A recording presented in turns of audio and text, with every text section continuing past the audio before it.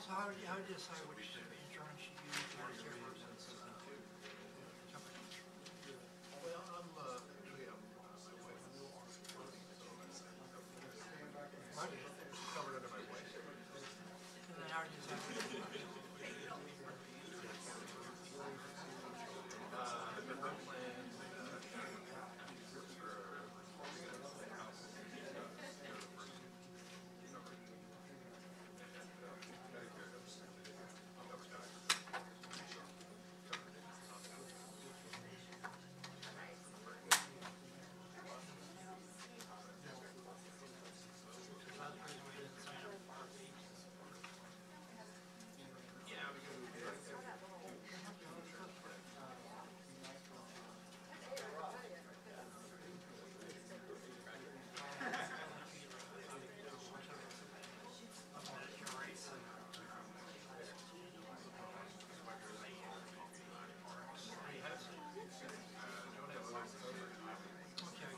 Thank your time.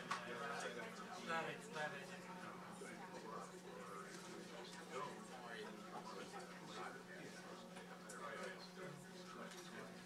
Thanks for telling me.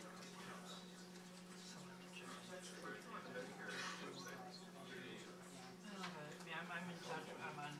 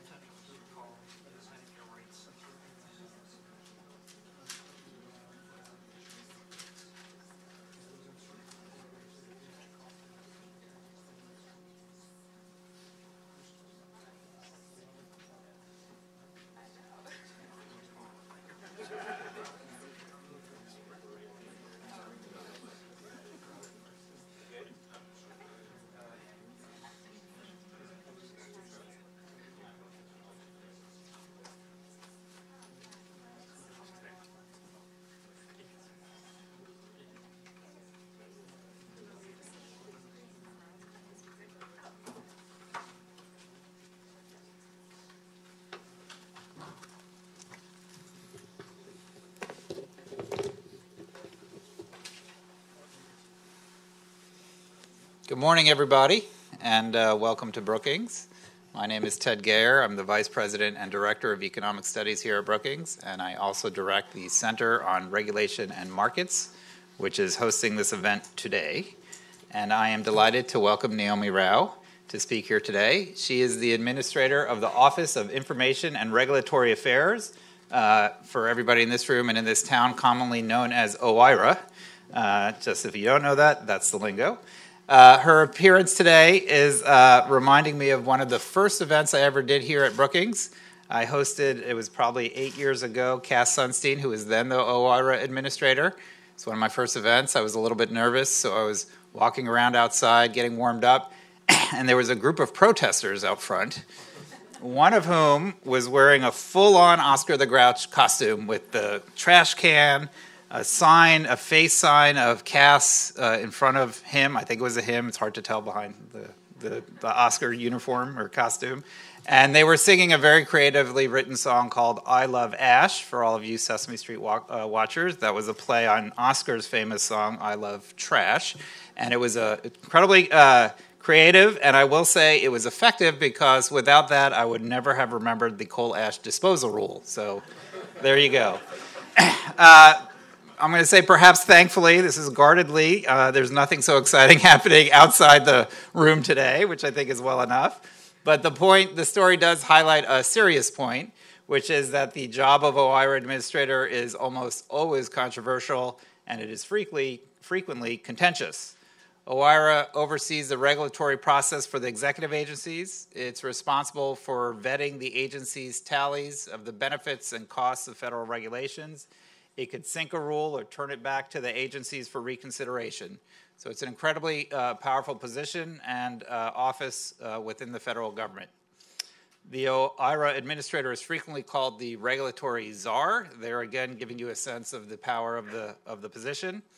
And today, given the current administration and their emphasis and primary emphasis on deregulation, perhaps Administrator Rao's role is arguably more influential than ever. Thankfully, she is exceptionally well qualified for the job. Before joining the Trump administration, she was an associate professor of law at the Antonin Scalia Law School at George Mason University. While she was there, she founded the Center for the Study of the Administrative State. Before joining George Mason, she served in all three branches of government. She was counsel to the Senate Judiciary Committee under Senator Orrin Hatch. She clerked for Supreme Court Justice Clarence Thomas, and she served as associate counsel and special assistant to President George W. Bush. So again, I'm delighted to have her here. The plan for today is she will speak for approximately 20 minutes. Then I will join her on stage for some question and answers, and then we will turn to all of you for further questions and answers from her as well. So with that, please join me in welcoming Administrator Rao.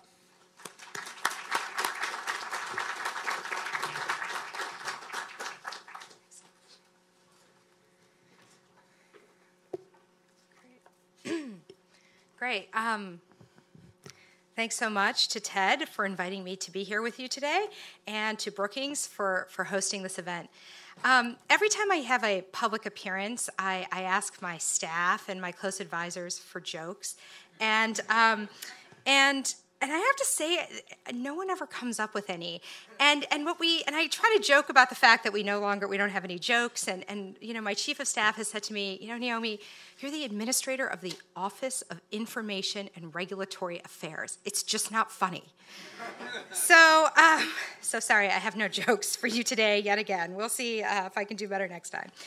But basically, in my remarks today, I wanted to discuss the regulatory reform efforts of this administration and to focus on three main points. I wanted to speak a little bit about what we've done in this past year, what we plan to do in the upcoming year, and then to give you some of the reasons, some of the principles why we believe so strongly in our regulatory reform efforts. So first, a little bit about what we've done. So from my perspective, this past year was really a banner year for regulatory reform. You know, soon after taking office, the president issued a very ambitious series of executive orders that directed agencies to eliminate 2 regulations for each new one and to impose 0 regulatory costs in fiscal year 2017.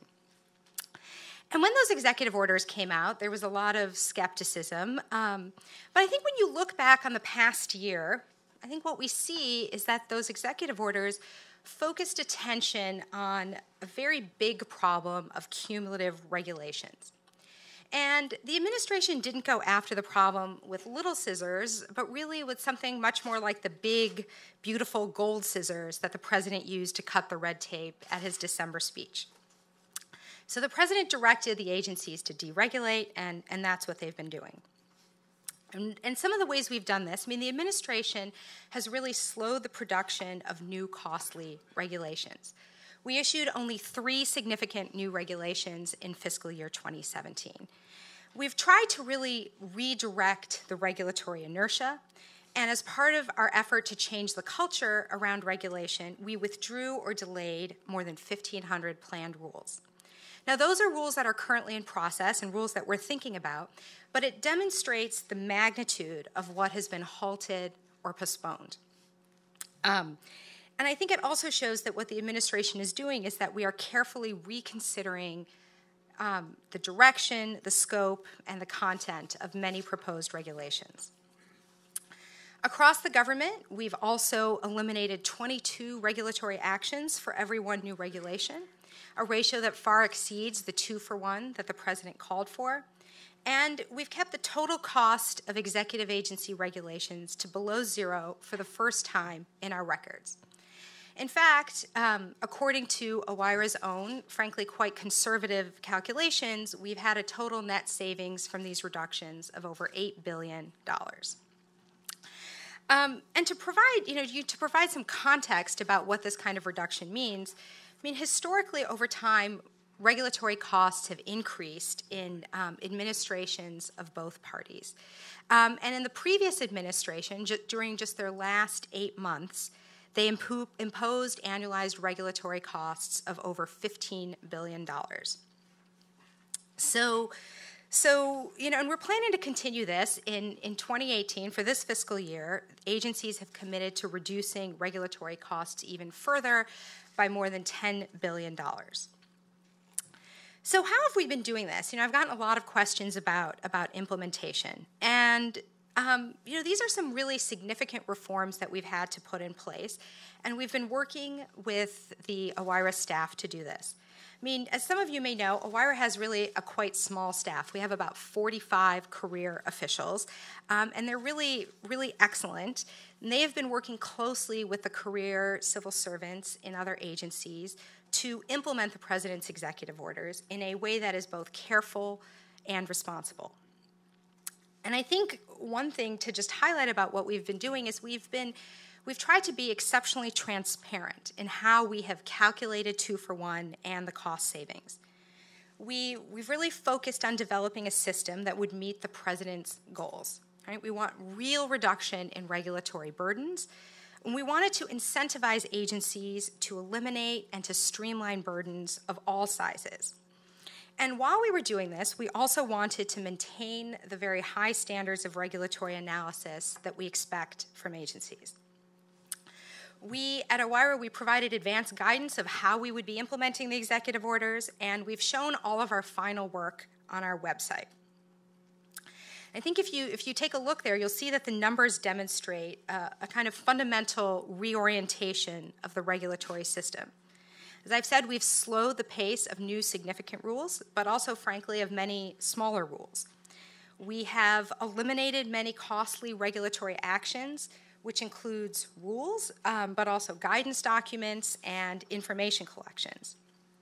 And we have pushed agencies to be very open in their actions and not simply to redirect their regulatory activity to guidance or other sub-regulatory forms of actions. And I'd also like to say we welcome input about our system because we're continuing to implement these far-reaching reforms, and we're working on improving our process both in working with agencies and informing the public. So while we've been working through the requirements of these executive orders, we've also sought to continue and to further institutionalize long-standing good government regulatory practices. So again, on the theme of transparency, as I'm sure many of you know, OIRA publishes annually a unified agenda of regulatory and deregulatory actions. And in this past summer, when we updated the agenda, we released for the first time a list of inactive items. And this was a list that was long maintained by administrations that included items agencies were considering promulgating, but that they didn't want to be on the agenda. And that list was never made public. We've now made that list public, so people have information about all of the different potential regulatory and deregulatory actions agencies might be considering. And now that this information is all publicly available, it's all on our websites, we are working with agencies to remove stale items from the agenda. I understand that there's some items in some agencies that are left over from the George W. Bush administration. So we're really pushing to make sure that our agenda reflects real agency priorities, and so the public can have a much better sense of what's coming. We've also made a number of technical changes. The agenda is now searchable by regulatory and deregulatory actions, and my staff is also in a process of working on making some of these changes consistent with the Federal Register with new rules going forward. And so while there have been new reforms, there is also, I think, a lot of continuity in what we're doing. We're continuing at OIRA to follow longstanding principles of centralized regulatory review that you can find in Executive Order 12866 that was issued by President Clinton. We're continuing with the same cost-benefit standards that have been in OMB Circular A4. So that's about some of the technical parts of this. Our regulatory reform efforts, too, I wanted to note, go beyond just some of the numbers that you can see on our website. They go beyond these individual deregulatory actions. We're also kind of systematically trying to crack down on bad regulatory practices and make sure that agencies are proceeding in a manner that is consistent with law. And even when an agency has legal authority to proceed, we want to make sure that they are working to solve an actual problem, right? We want to make sure there's some reason for the government to act, such as a substantial market failure. And we are pushing hard to demand a very fair analysis of both the costs and benefits of regulation. Too often in the previous administration, the benefits were exaggerated and the costs downplayed. And we would like to have as fair an accounting of both of those as possible. And then even when we're satisfied that an agency has legal authority and regulation may be necessary, we want to make sure that agencies work to regulate in a manner that is giving fair notice to the public and in a way that respects due process. And this is a theme on which we've been working very closely with the White House Counsel's Office to ensure that agencies are not proposing new regulatory requirements through guidance or letters or speeches or FAQs on the website. We're striving to change the culture so that when an agency issues guidance, it's truly a guidance about existing requirements and not a backdoor to imposing new regulatory requirements without the process and accountability that's necessary for a legitimate administrative system. So that's some of what we've been up to in the past year. But this event has asked, what's next for the president's regulatory agenda? So let me say a little bit about that. We are in part, focusing on continuing with the momentum that we've built up over the past year with regulatory reform. And in this second year, we want to work closely with agencies to identify some very serious areas and substantial areas for reform. And if you look at the fall unified agenda, you'll see that agencies are proposing some 448 deregulatory actions and 131 regulatory actions, which is a better than 3-for-1 ratio. And as we understand, and I'm sure many of you understand as well, significant deregulation takes time. Reconsidering big rules requires new research, it requires new analysis, and of course the full rulemaking process with notice and comment. And so agencies are working to identify areas where reform can have a big impact and produce significant benefits for the American people.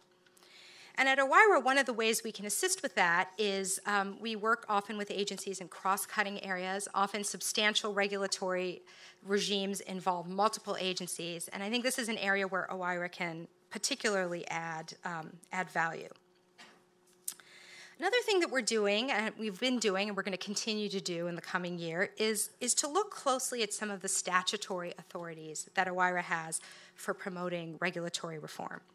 So one of our main statutes is the Paperwork Reduction Act. Now, paperwork reductions, burdens are not funny, and they often don't make headlines, but they're extremely costly and burdensome. Cass Sunstein, one of my predecessors at OIRA, said that to me before I took this job. He said, don't forget about the paperwork burdens. It often really can impact individuals and small businesses, and there's lots of savings to be had in streamlining or sometimes eliminating paperwork burdens. Also, OIRA has authority under the Congressional Review Act. As you know, the Congressional Review Act was used multiple times this past year to strike down regulations. And the CRA requires that all agencies, including the independent agencies, submit their rules to OIRA for a major determination under the Act. So, which that means basically that when there's a rule, it has to come to OIRA, and OIRA determines whether it imposes more than $100 million in costs. And if it does, then it's major under the meaning of the CRA. And so in part, of course, it's part of our obligation to make sure that agencies are complying with the CRA. And, of course, failure to comply with the CRA can threaten the validity of rules.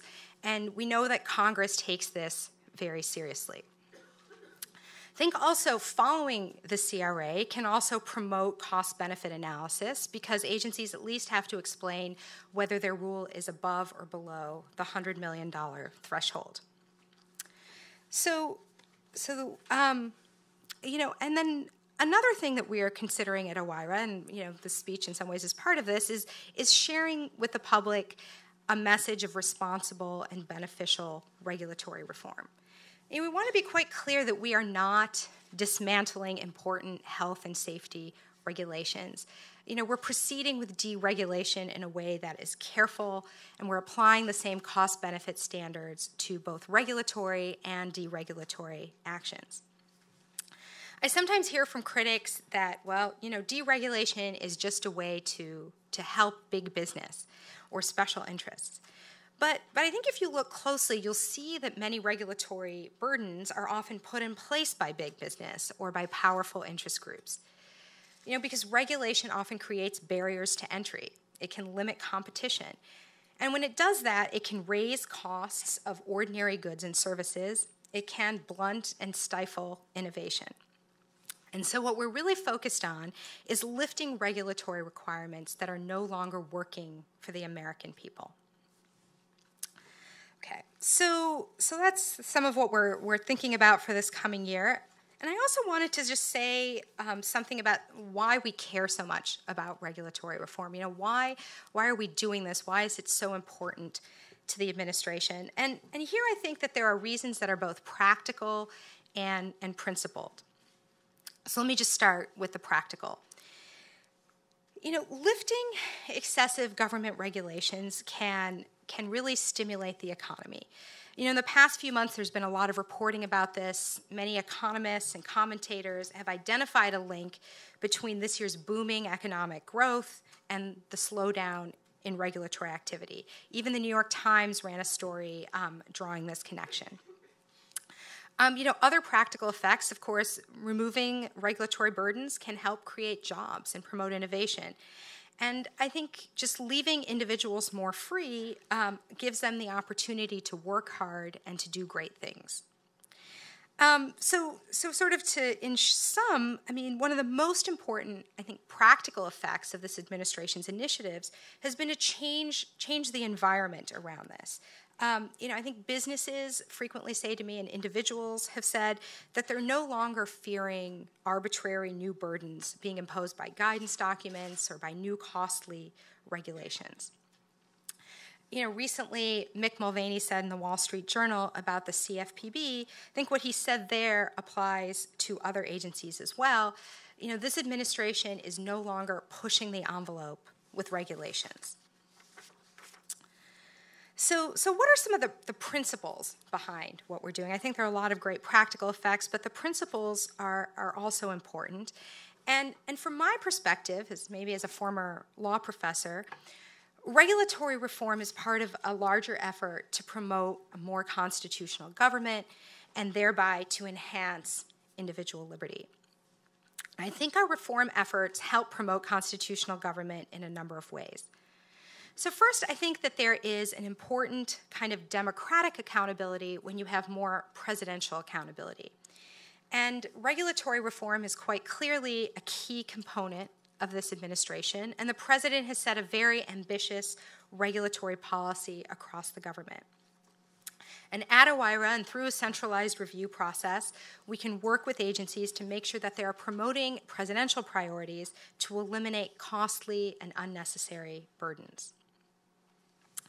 Another way we promote more constitutional government is by highlighting and promoting due process and fair notice, which I mentioned earlier. By cracking down on sub-regulatory guidance, or sometimes called regulatory dark matter, we're ensuring that when agencies impose new requirements, they're following administrative procedures and giving the public notice and an opportunity to comment. I've always found it interesting that one of the ways legal scholars often defend the constitutionality of a very expansive administrative state is that they say agencies can promote constitutional values, or that they follow something like an administrative constitution. Now, of course, by this they mean something quite different from the original Constitution, but be that as it may, I think it's too often the case that agencies often have failed to follow even this much thinner version of constitutionality. And so, at least by requiring agencies to follow administrative procedures, we can ensure notice, public participation, and reasoned decision-making.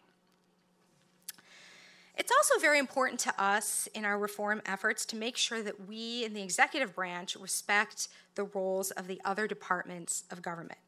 So we work with agencies to interpret statutes to mean what they say. And by doing that, we respect the lawmaking power of Congress, and we work not to expand the authority of the executive branch beyond what the law allows. Now, admittedly, statutory authority is often open-ended, but agencies should not act as though they have a blank check from Congress to make law. We also work hard to respect the role of the courts in reviewing administrative actions and are mindful both of judicial precedents and process. But perhaps most importantly, I think lifting unnecessary regulatory burdens results in greater individual liberty. You know, government regulation, of course, can serve vital health and safety goals, and indeed, Congress has ensured that we already live in a highly regulated society. But even against that backdrop, government intervention should still serve a purpose. It shouldn't be a solution in search of a problem. And there are many regulations on our books that are duplicative or outdated or ineffective. Regulations have simply piled on top of regulations, often resulting in a system that no one would have designed on a clean slate. So we are looking closely at those regulations and eliminating excess in order to restore more freedom. You know, when government acts, it should do so in service of the people. And really, those are the principles that motivate us. A regulatory policy that works by promoting economic growth and innovation and the jobs and the prosperity that accompany greater freedom. So thank you so much for your attention. I look forward to the conversation with Ted and questions from the audience. Thank you.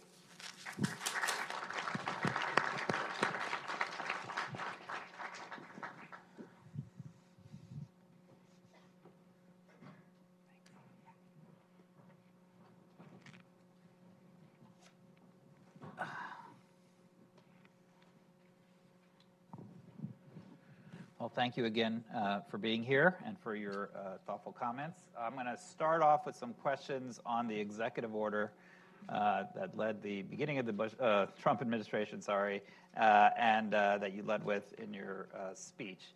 And the executive order and a lot of the guidance surrounding it and the agency actions, there's a lot of focus on costs. And in your speech, you focus on costs. The premise being we have too many regulations, it's too costly. Conceptually speaking, there's a risk if we focus on too much costs.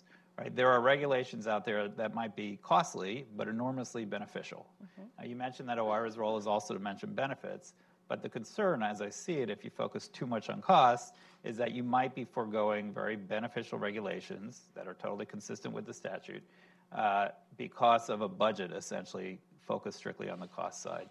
Can you speak to how that concern might be alleviated or whether or not you see it actually playing out? Mm-hmm. Sure. Well, one of the things that's important to keep in mind is we, of course, do think about benefits as well as costs. We have been focused on costs, but benefits are, of course, important to us. And I think that this, in some ways, is reflected in the ordinary OIRA process, which requires that for a deregulatory action to make forward, it has to be more beneficial than costly, mm-hmm. right? So we're getting rid of regulations that are not, in fact, benefiting the public. Mm-hmm. So, I think that's an important first step. And I think, you can see that I don't think agencies are continuing to move forward with regulations that are required by statute or that they think are necessary to meet certain statutory goals. And I don't think that there's anything in our system that is really stopping that from happening.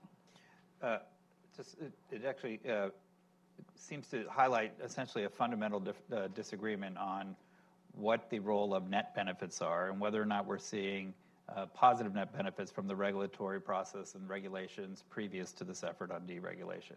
And every year OMB does release essentially a list of an assessment of the costs and benefits of the regulations that they've overseen. And I think every year it's always net benefit positive. Should I be looking at those more skeptically? Is that what you're saying? Is that the process as it exists previously even though OMB and a lot of, I presume your staff were involved with that, tabulated these as positive net benefits, that they were wrong? I think it is important to look more closely at some of those numbers, and because it's often very easy to overstate benefits or to overstate costs, and so we're trying to be much more rigorous about that, and so I think it is good to look at those a little bit skeptically. Yeah. And on the requirements themselves, the 2-for-1 requirement, which I think I should say is now a 3-for-1 requirement for the next year for the. Well, it's a 3-for-1 projection. Projection. All right. I don't know if that's a requirement or not. Well, yeah. that might get to my question. Yeah. And a regulatory budget, which I think is going to be projection to be negative for the coming year. These seem to be process changes designed to constrain agencies from what you perceive as a over-regulatory impulse. And my question is, I can see how they would work under different administrations, perhaps. But if you look at the cabinet members of this administration, they don't seem to have that impulse in need of constraining. So if you look at the success of the first year, as you laid out on achieving the deregulation, were these binding or maybe put a probability weight? Was it more so because of the political appointees to head these cabinets or these agencies just being predisposed against regulation? Or did these actually trigger you going back to the agencies and saying, no, you've got to meet these requirements, take a look at your regulatory budget, where's your 2-for-1, et cetera? So which is actually driving this more? I think it's both, right? It's all in some ways part of a broader view of the administration. I think the president appointed people to the cabinet because they were reform-minded, right? And they were interested in getting rid of regulatory burdens. And I think he's also, through his executive orders, made it very clear that this is an important administration priority. So I think that is all reinforcing. And at OIRA, what we've done is work with the agencies to make sure that they're meeting the president's priorities. And some agencies have an easier time with that than others, so we do have an important role in the accountability. But the regulatory reform ideas really come up through the agencies. We asked them to set their own cost caps. We didn't impose a cost cap on the agencies, right? These are numbers that they have developed in consultation with OIRA and other components of the EOP. Well, let me just ask them that, because my understanding is they each did have a no net increase regulatory budget for the first year. Are you saying they did not? They arrived at it, or this was some sort of dialogue process? Yeah, that's true. The executive order said for 2017 there should be zero. Yeah. New regulatory costs, and that was set in the executive order. But looking ahead for 2018, the agencies set their own substantially negative regulatory cost caps. Okay. So I guess just a related question on that, getting into your day-to-day job a little bit. How much do you find these mechanisms and the role that you're playing to be assisting them along the way, but you kind of share the same philosophy? Or how much do you find it being more kind of policing it, maybe aggressively policing it and saying, pushing back, maybe returning some rules, as citing the executive orders as the reason why? Well, we try to make it as cooperative as possible. And I guess I'm asking if you're succeeding. Am I succeeding? Yeah. Well, some contexts it's easier than others. And, we do work closely with the agencies. I think sometimes agencies want to move more aggressively with deregulation, but, for much of the first year, they did not have their political appointees in place, right? This has been a very slow confirmation process. And so there have been a lot of vacancies, which has actually made it harder. But at OIRA, we have a lot of expertise. So we've worked with the agencies, to generate ideas, to help them with their analysis. And so I think that's been very constructive. And, there are areas where we can also, maybe give them a little push to be more to think more about the bigger deregulatory reforms that are sometimes harder to take on. So you mentioned a few times that this process, and presumably the executive order as well, is moving us towards an administrative state that's more consistent with the Constitution. You mentioned the word Constitution a few times, the constitutional values. There is currently a suit that was being brought by Public Citizen and I think NRDC, essentially against the 2-for-1 rule and the regulatory budget, in their case citing it as unconstitutional. Can I infer that you disagree with that lawsuit then? Yes. I think that would be fair to say. All right. Do you want to give an assessment of where things are with that lawsuit? And I don't know if I really should speak to the lawsuit in, specifically, but, the president's executive orders on 2-for-1 and the regulatory cost caps, state, many times throughout those orders that they have to be executed consistent with law. And of course, all executive orders must be consistent with both the Constitution and with statutes. And you can see in the past year, agencies moved forward with some very costly rules that were required by statute. For instance, the Department of Energy moved forward with a walk-in refrigerator rule on energy efficiency, a very costly rule. It caused them not to meet the zero regulatory cost cap, and that's what happened, right? They had a positive cost allocation, and we're working with them to try to offset that in the coming year. But it's not a rigid system, right, where there's an important statutory requirement. Agencies, of course, have to regulate, and we will work with them to be as consistent with the executive orders as is possible under the law. So I'm not overly concerned with that, because of the way we're doing this is to be very mindful of legal requirements. So given the legal challenge to it, and then looping back to what I referred to before about the questioning, basically how binding are these requirements in this administration, is this something that you actually think, this being the offset requirement, the regulatory budget, it seems to me that the likelihood of it persisting in future administrations, where clearly on the Democratic side, if that suit is representative of the Democratic side, they're highly critical of it. And also, even on the Republican side, nobody's ever tried this before, at least in the United States. There's some evidence outside. Is this something that is designed for the ages, or is this, you think, a Trump administration mechanism that will, when he's out of office, will be the end of it? Well, it's always hard to predict what will happen. I mean, it's interesting. Centralized regulatory review has persisted across administrations, although there have been challenges and concerns about the OIRA process generally. So I guess I would say that we hope that something like this can persist over time, because I think it should be a bipartisan issue that agencies are regularly looking at existing burdens that they're imposing. And I think often they just move forward with new regulations without ever looking backwards. In the Obama administration, President Obama issued an executive order encouraging agencies to do retrospective review. And so the 2-for-1 in some ways just gives more teeth to that idea that we should be regularly revisiting the regulatory burdens we're imposing on the public. And I think that that's something that Democrats and Republicans can support, because it's just a good government idea. You said something in your speech that I found interesting. As I gave you in the introduction, OIRA's commonly known role is essentially on the benefits and costs and helping with the regulatory review process, mostly on the numbers and on the analysis. You had said, I wrote down that you had one of your roles is to see that you're satisfied that it has legal authority. So I'll start with just an example, which was the Clean Power Plan. So the administration proposed essentially rescinding the Clean Power Plan, which was the regulation offered by the Obama administration. Their proposal is strictly based, as far as I can tell, on a legal argument. Is that the purview of OIRA, that you actually have to sit down and evaluate whether or not their legal reasoning for rescinding a regulation like the Clean Power Plan is valid? And are you empowered to turn back such a proposal if you think it's not? I think it's absolutely part of OIRA's role, and I think it's a longstanding part of the role. I mean, if you look at Executive Order 12866, right, which President Clinton issued, it makes it clear that part of the review process is determining that a regulation is consistent with law. And that's not just OIRA's determination. We put regulations through an interagency process so regulations go to the Department of Justice, and of course they look at the legality of rules from other agencies.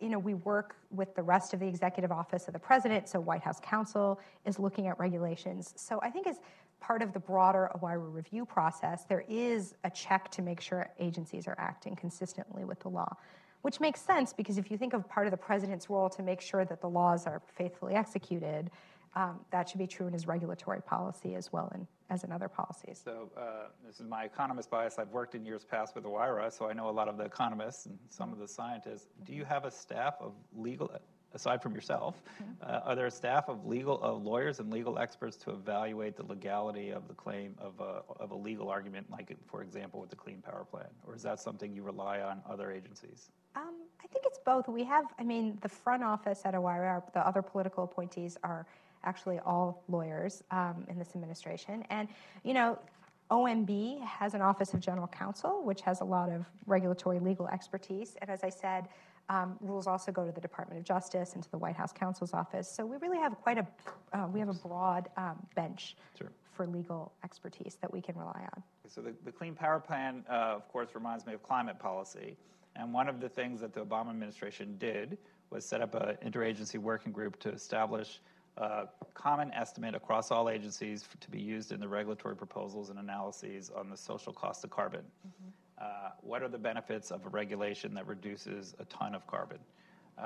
The Trump administration essentially rescinded all those guidelines, I think in March, early in the administration. So what is your view now? Because some of these regulations, certainly a lot of them from energy and EPA that you're going to be reviewing, have some impact on climate policy, on carbon emissions. How should they go about estimating the benefits? Can they arrive at different benefits for different agencies or even within agencies across different rules? Or is there some uniformity that you're trying to prescribe on how they approach this? Yeah, I know you've worked on this issue a lot. But, so the president, as you said, in March issued an executive order, directing a reconsideration of this. And I think one of the things the executive order, a couple of the things that they said is that, these types of effects need to be focused domestically, right, which I think is consistent with the statutory requirements. And also that agencies should be using a discount rate that's more consistent with the usual practice. And so that is in part what we're doing. And, we're looking closely at that issue, I think, across a number of different areas. And when you're looking closely on it, you're looking closely to make sure that they're all applying those existing parameters and guidelines, or are you looking closely as in a possibility of reevaluating what the appropriate discount rate is for climate change, for example? Well, I think in some ways it varies from context to context. So if you have any thoughts, let us know. I have a few. It is true. I think there's the circular A4, I think is what, again, we're getting as lingo as you can get here, but those are the guidelines. It's not funny, it's just wonky. That says those are the guidelines that OIRA issued under Administrator John Graham. So we're talking, when was that? That he did it 2001, 2002?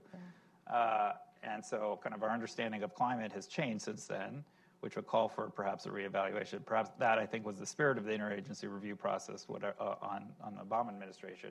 So it strikes me as something worth considering from an OIRA point of view. Do those guidelines that were issued however many years ago, 16 years ago, still apply, or should they be amended, especially on this issue in particular?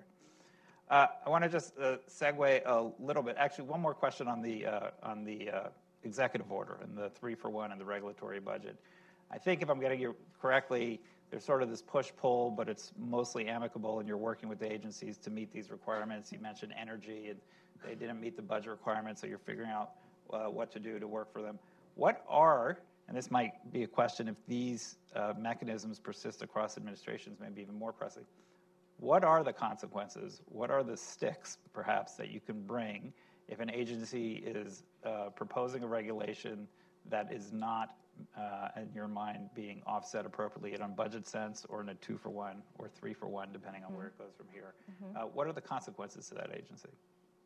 Well, I think, in part the consequences are that they're not meeting the president's priorities. The president has spoken frequently about deregulation and deregulatory efforts at cabinet agencies, and I think that they're motivated by that, right? do you want to, when at the end of the fiscal year, when we release all the numbers, do you want your agency to be last? Peer pressure. Right. I think there is some peer pressure, and I think that's been good.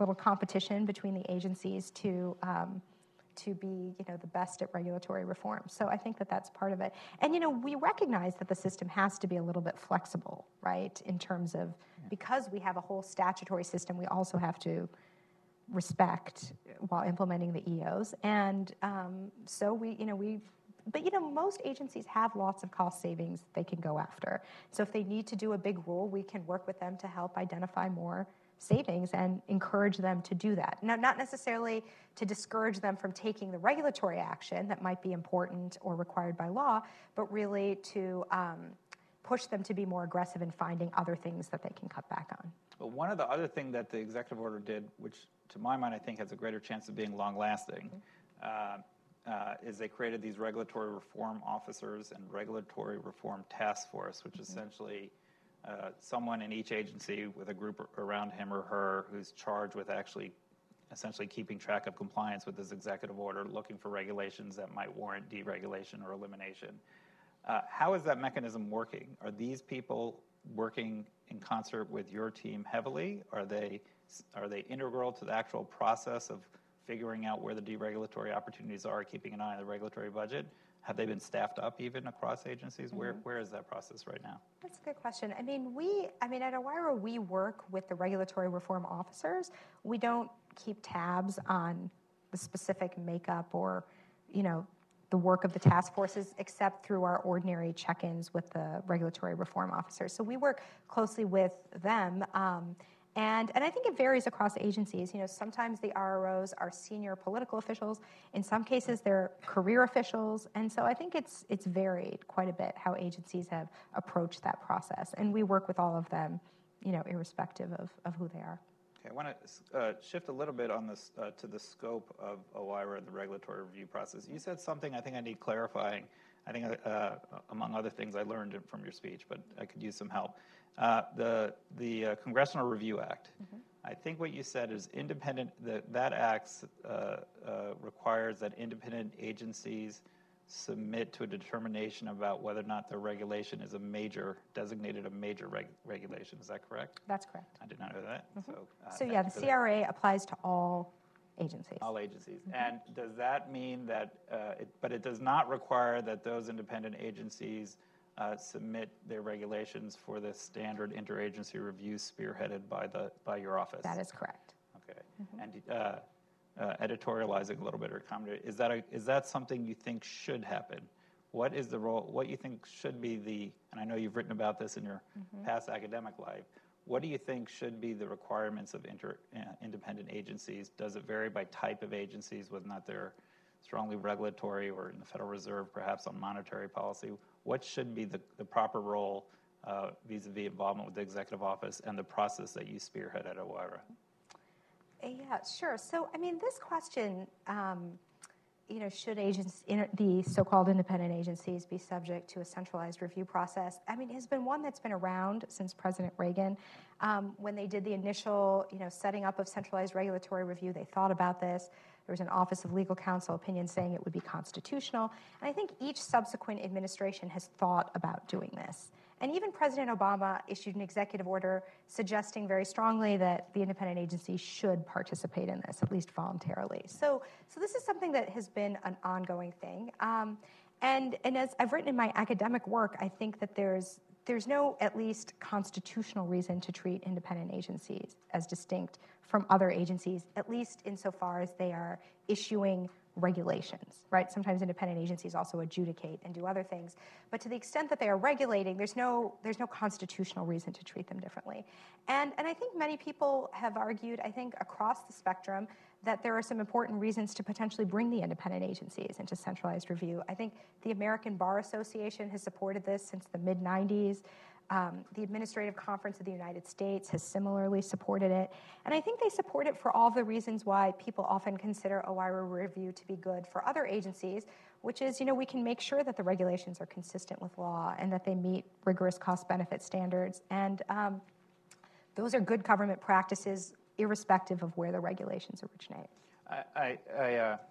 I guess the concern I have is you're focusing on regulation, I think, understandably, but the legal argument would not in any way preclude, if you go with that argument, that would preclude more executive office and perhaps OMB or OIRA oversight of non-regulatory actions of independent agencies. So in particular, my head is the Federal Reserve.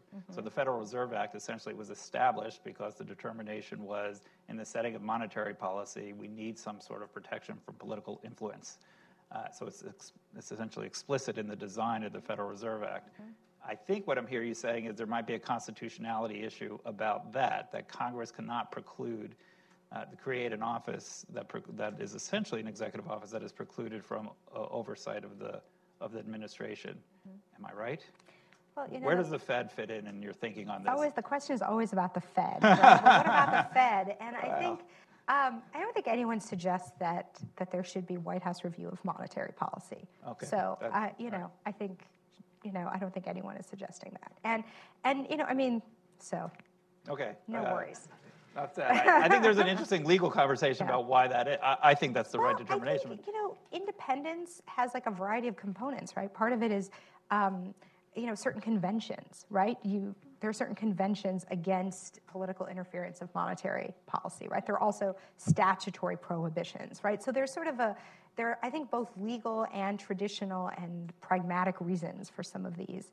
Yeah. Some of these, features of independence, and I think they all kind of work together. I'm humbly recognizing I'm debating a constitutional lawyer, but I do think that is the issue, as you just put it. There's an acknowledgement that there is, under some conditions or circumstances, a need for insulation from political influence, and that Congress establishes that, for example, in monetary policy with the Federal Reserve. So now I think we're in a debate about, okay, well, there's a gray zone there, and what falls on what side of it. And so it's not, to me, as a clear-cut constitutional issue that you can't be independent from this kind of oversight. So we can save that for another day. Yeah. But I do want to, again, stick to the scope, because this brings up another thing. We here at Brookings have a center called the Hutchins Center on Fiscal and Monetary Policy. So I just talked about monetary policy as it relates to you. So now I'm going to hit the fiscal policy and promote the work of my good friends at the Hutchins Center, which is IRS rules, which traditionally have been exempt from oversight and the regulatory process, the 12866 process that you oversee in OIRA. Is that something you see changing? There's been some discussion about that recently. Is that something you promote changing? I'll kind of come back to what I think are the challenges of doing that. But there again is a question of your scope. Should IRS rules, tax rules, which there probably arguably would be more IRS tax rules than any other agency's promulgating of rules, should that be under the purview of your office? That's a great question, and I think it's an issue that's been receiving a lot of attention. You may recall that in April, the president actually issued an executive order that required OMB and the Department of Treasury to rethink some of these exemptions. So that was issued in April, and we are thinking about this. It's an issue that actually has received a lot of attention in Congress. I know Senator Hatch has held a number of hearings about this. The GAO has issued reports, criticizing this exemption, and there was recently an article in the Wall Street Journal about it. So it's something that we are looking at closely under the executive order. And I think in terms of some of the challenges, OIRA never reviews particular matters, right, or individual rulings, right? That's not what we do for any agencies. And so I think in the IRS context, when they are issuing generally applicable rules that are prospective, I'm not sure that there's any challenge there. Okay. It does strike me you would need a much bigger staff if you were looking at a lot of these rules on the IRS side. That's probably for later consideration if you need it. But there's also, I think, I would just suggest, obviously you would do this, and if you go down that line, the cost-benefit analysis for a tax rule is a little bit different from when you're talking about pollution reduction, for example. Right? The goal of the tax is to raise $1 billion. That's not a cost, that's a goal, and it's a transfer. Right? You raise $1 billion, it gets spent somewhere. You can argue about whether or not it's spent well, but that is the goal of the tax. Now there's a public finance literature of what the economic costs are, but it's contained. The broader point is I think it does create some challenges, at least, or reconsiderations of the standard. Getting back to the document that's from from 2001. Even Circular A4 has a way of accounting for transfer rules, right? And so it's not totally different from rules we might see in other contexts where they're basically effectuating a transfer, and we have ways to account for that. I'm going to turn to the crowd in a few minutes, but I wanted to just follow up with a few more questions on transparency, since you mentioned that as one of the priorities there. I think the GAO just launched an investigation following a Wall Street Journal investigation on the prevalence of fake comments on proposed rules. finding that there are a number of fake comments that are flooding actually the notice and comment process. Is this something that surprised you? Is this something you've encountered? Is this something, in light of this news that this exists, you're on alert for? How are you responding to that? To be honest, we were not aware of the extent of the problem previously, and I think since we've become aware of the problem, we take it extremely seriously. And my staff works very closely with eRulemaking, which is the website that takes in a lot of these comments, and so we are already working very hard to try to implement procedures that can cut back and eliminate these problems. So no, it's something we take very seriously, and are really trying to get on top of.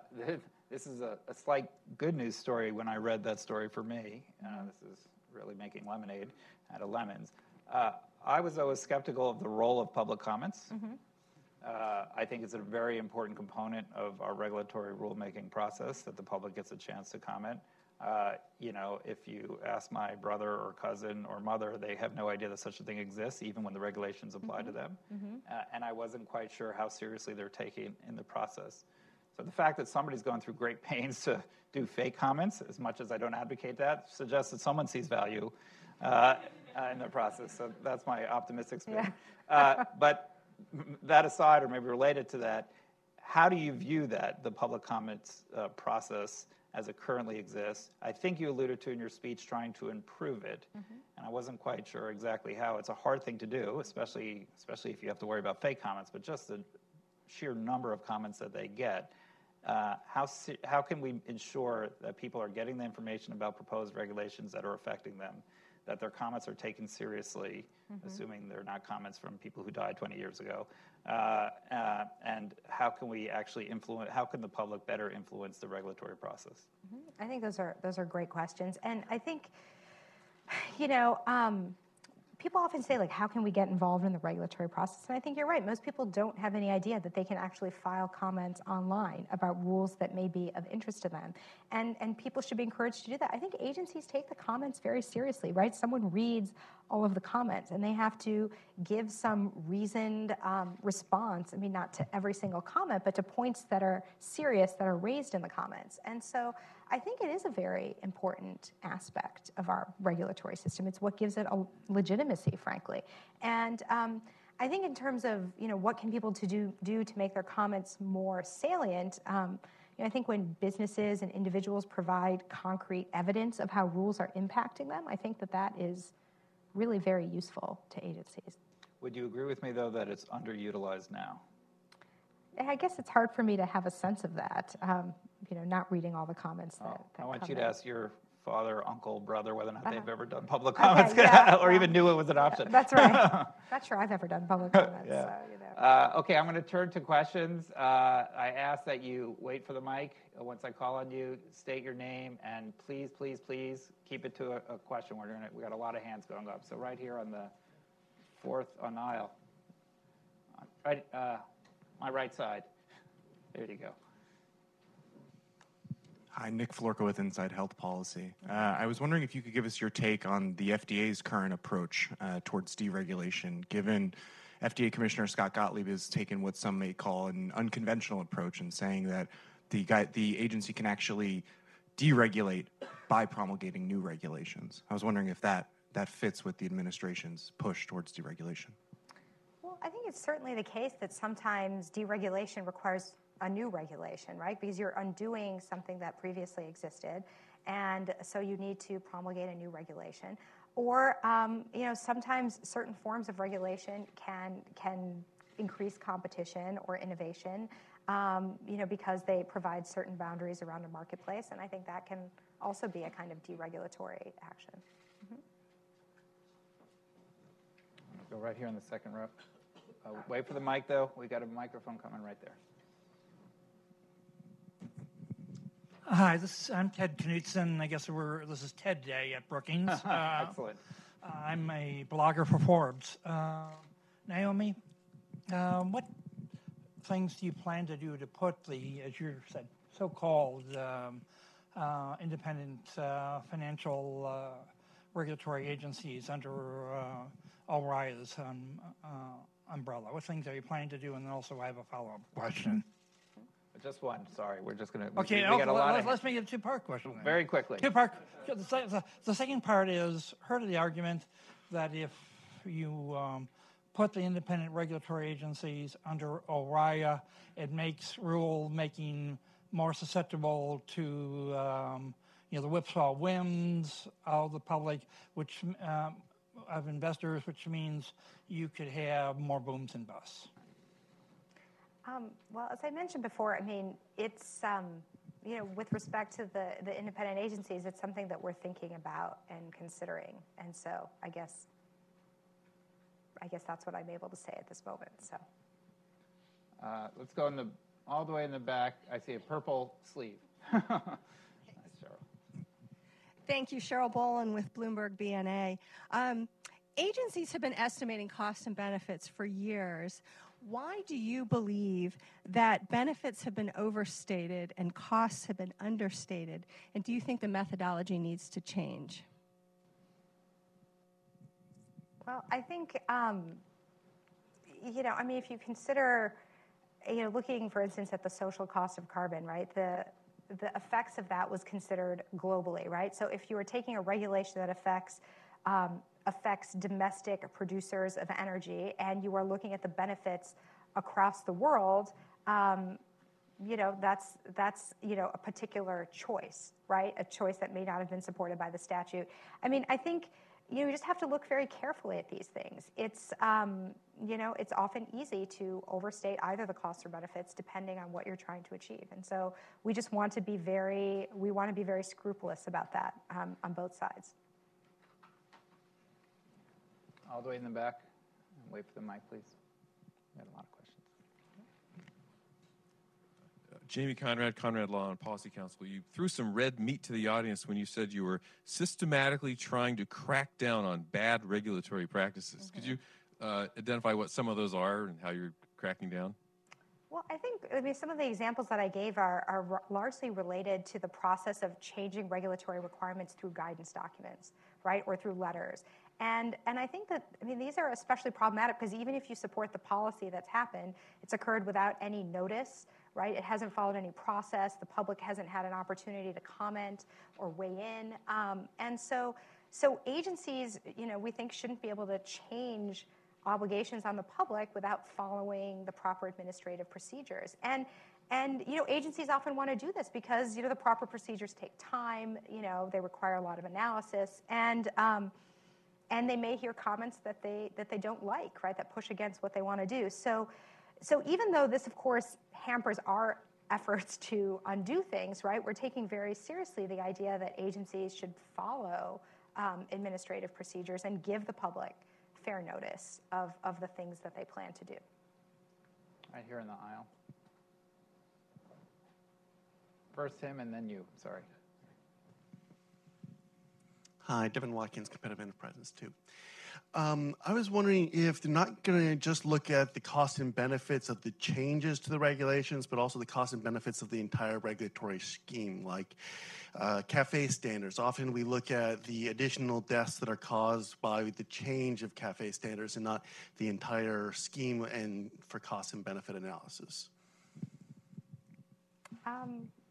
Yeah, I'm not sure exactly. I think that type of question varies from context to context, and it depends on the regulatory change that's being proposed. But I think in some cases where we're going to be where we're going to be looking at reforms, we're going to have to open up the costs and benefits of the larger regulatory scheme.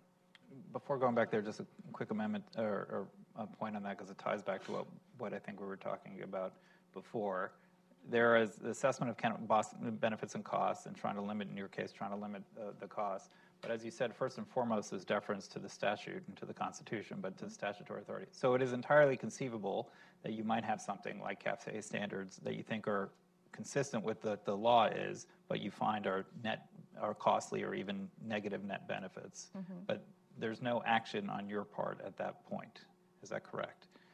In other words, everything has to be dictated by the law, whether or not you like the regulation or whether or not it's even a costly regulation. It's not presumed that it's going to always be a positive net benefit regulation. Well, I think that's right. I mean, sometimes statutes will require regulatory actions that may not be net beneficial based on some accounting of costs and benefits. And if that's what the statute requires, then.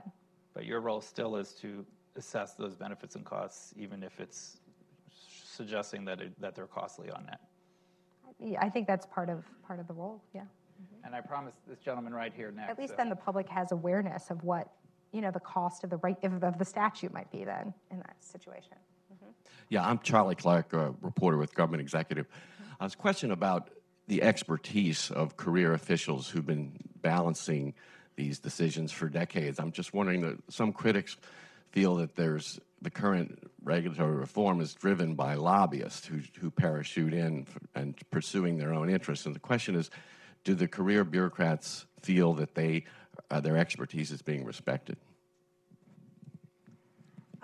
Well, I can say for myself as the administrator, I very strongly respect the expertise of my career staff. And in my experience, I do not, our reform efforts aren't being driven by people who are parachuting in and asking us for deregulatory reforms. I'll be honest, I mean, my career staff often come forward with lots of great ideas because they know the rules where, that may not have really been net beneficial. They understand, the limitations of previous regulatory impact analysis. And so they've been very helpful in coming forward with ideas for good government reform measures. And we've worked very closely with them. Can I just relate to that? Previous OIRAs actually occasionally did what was called prompt letters, I believe it was. So coming from OIRA where they thought there was a regulation that was either necessary or was net beneficial, but that was not being done and essentially prompted the agency to regulate instead of being reactionary as its usual role. Has that happened under your term? No, I haven't issued any prompt letters. Right over here, the woman over here, and just wait for the microphone, please.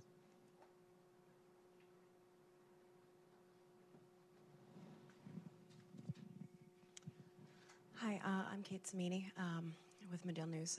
Sorry, going back to the woman from Bloomberg, I didn't understand your answer. How have you been evaluating the cost being overstated and the benefits being understated?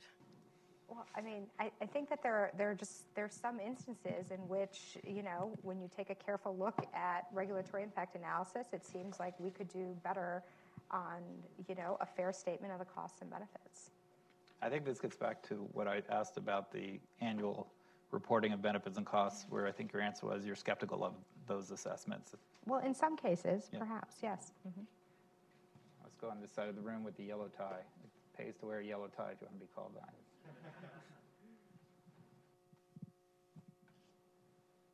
Hi, thank you for coming here this morning.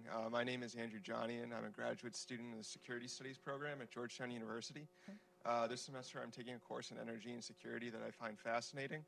And I'm just wondering what you at OIRA and Administrator Pruitt, Secretary Zinke, and Secretary Perry are doing to sort of limit the compliance cost burden on natural gas and shale gas producers in the United States and what that means for the energy revolution in America. Well, I mean, I think that, I think all of those agencies that you mentioned are looking closely at a number of these issues. I'm not sure you can say specifically what's happening right now. I mean, you can take a look at the unified agenda to sort of see what's coming up next, but I think that these are all things that they are considering seriously. Right here in the third row. Hi, I'm Alan Krupnick from Resources for the Future. We haven't talked too much about budgets at the agencies, and I'm wondering if you think there's any incompatibility, and I worry about this, between these pretty large cuts we're looking at in agency budgets and their ability to do the analyses that go deeper than they've ever gone before to look more carefully at benefits and costs.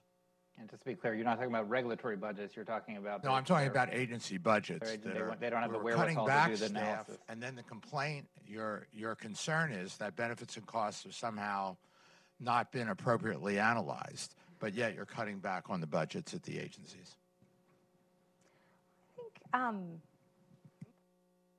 mean, we haven't heard complaints that people lack the staff to do the analysis that's been required. And so, I think that's something to look at if people raise that issue, but I have not heard that complaint.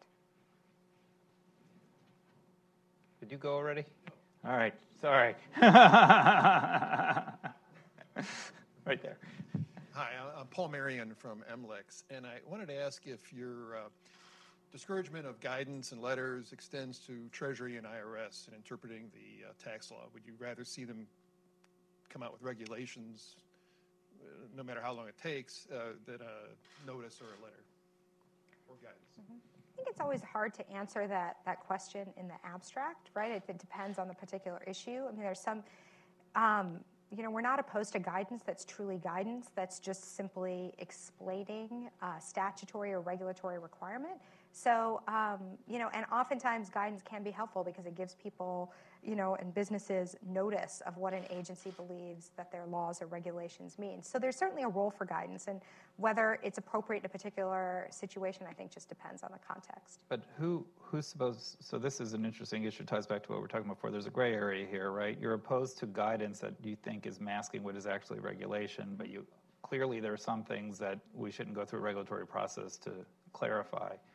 Who determines what side of the line, who should determine what side of the line something like an IRS guidance falls, or any guidance falls in that? Well, I mean, I do think the agency in the first instance is responsible for that, but, under the executive order, significant guidance documents also come through a OIRA review.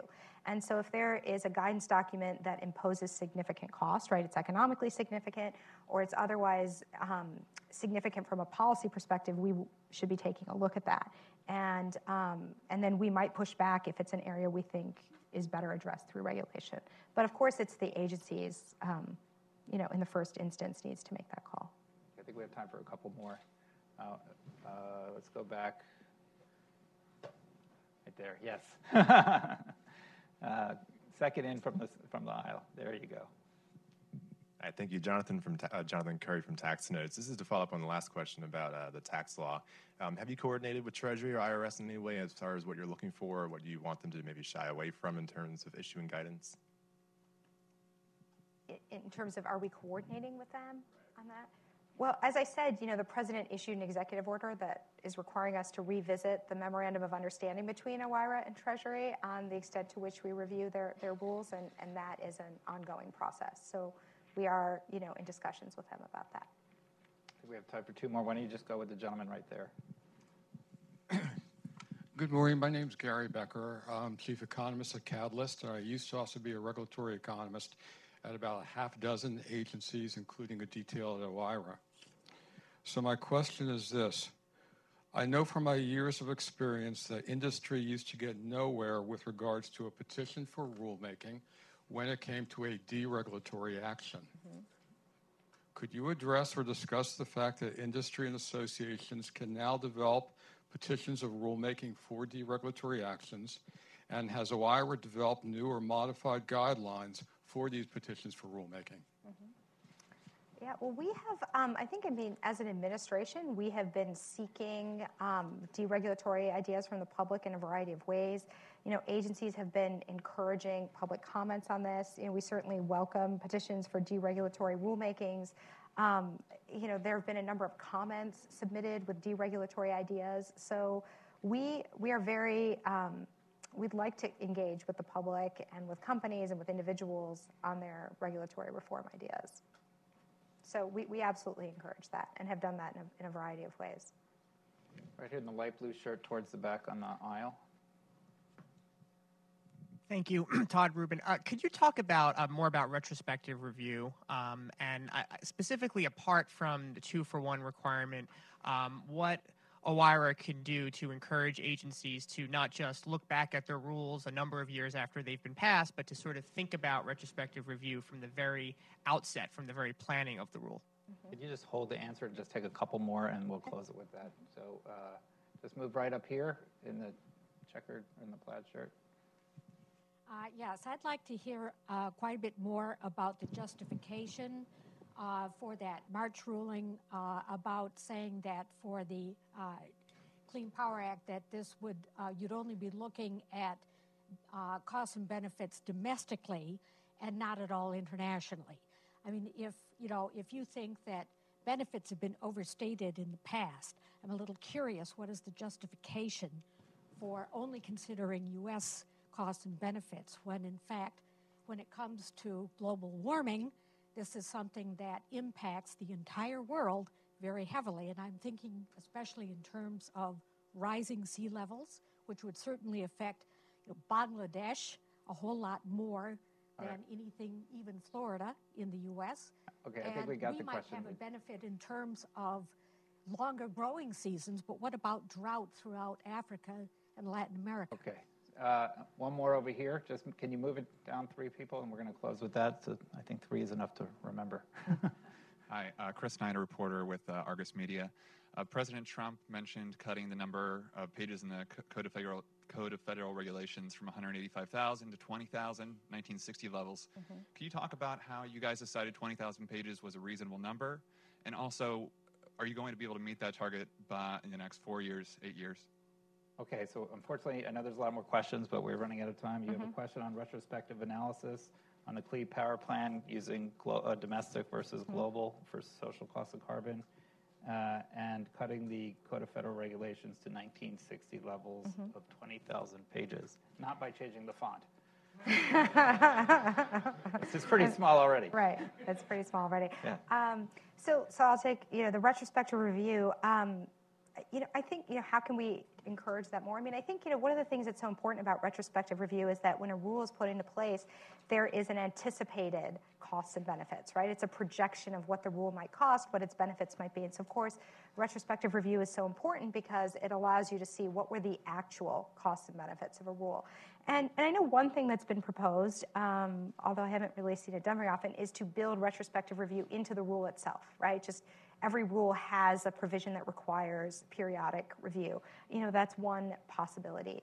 But I do think, everyone agrees retrospective review is good policy, but I do think the 2-for-1 gives some real teeth to it, right? Because if you have to find regulatory cost savings, you're going to need to look at rules and assess which ones aren't working and generate cost savings that way. So I think while retrospective review has been supported for a long time, I think we're giving some real teeth to that. As to the Clean Power Plan, I mean, those are all important concerns that were raised. I mean, I was simply mentioning that the president's executive order talked about looking at domestic effects of CO2 emissions, and the administration is working through implementing how that is being done. And then the final question was 20,000 pages. 20,000 pages, right? So do I take the over or under is the question. Yeah, so the president did mention that. I think for to get down to those levels, you'd also have to have a lot of statutory reform because the growth from 1960 to today is largely based on a number of statutes that have required a lot of regulation. So we'd have to work with Congress in order to get back to those levels. Okay, with that, unfortunately, we're out of time. My apologies to those of you who had questions and we didn't have time to answer, but please join me in thanking Administrator Rao for being here today. Thank you.